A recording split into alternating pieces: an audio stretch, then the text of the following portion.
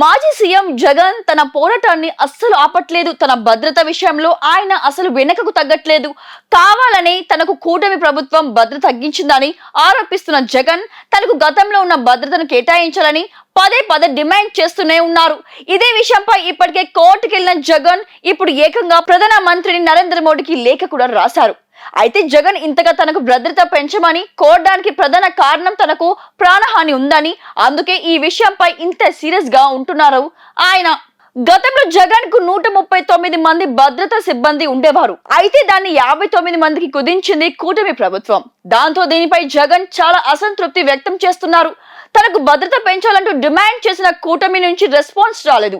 దాంతో ఆయన హైకోర్టుకు వెళ్లారు. తనను చంపించేందుకు కూటమి ప్రభుత్వం కుట్రలు చేస్తుందని, అందులో భాగంగానే ఇప్పుడు భద్రతను తగ్గించిందని సంచలన ఆరోపణలు చేశారు. కాగా దానిపై కోర్టులో విచారణ జరుగుతూనే ఉంది. ఇలా జరుగుతుండగానే ఆయన మరో స్టెప్ తీసుకున్నారు. ఈసారి ఏకంగా ప్రధాన మంత్రి నరేంద్ర మోడీకి లెటర్ కూడా రాశారు.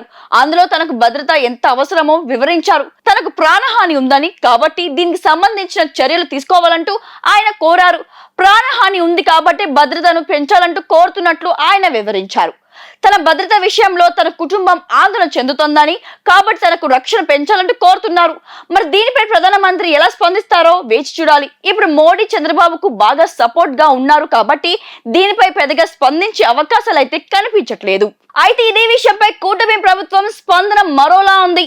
జగన్ కు ఇప్పుడు 59 మందితో భద్రత కల్పిస్తున్నామని, ఆయన సీఎం కాకముందు ఎంతమంది ఉండేవారో ఇప్పుడు కూడా అంతే మంది ఉన్నారని వారు చెబుతున్నారు. సీఎం గా ఉన్నప్పుడు కల్పించిన అదనపు భద్రతను మాత్రమే ఇప్పుడు తగ్గించామని, ఒక సీఎం కు ఉండే భద్రతను ఆయనకు కల్పించడం వీలు కాదంటూ పోలీసులు చెబుతున్నారు.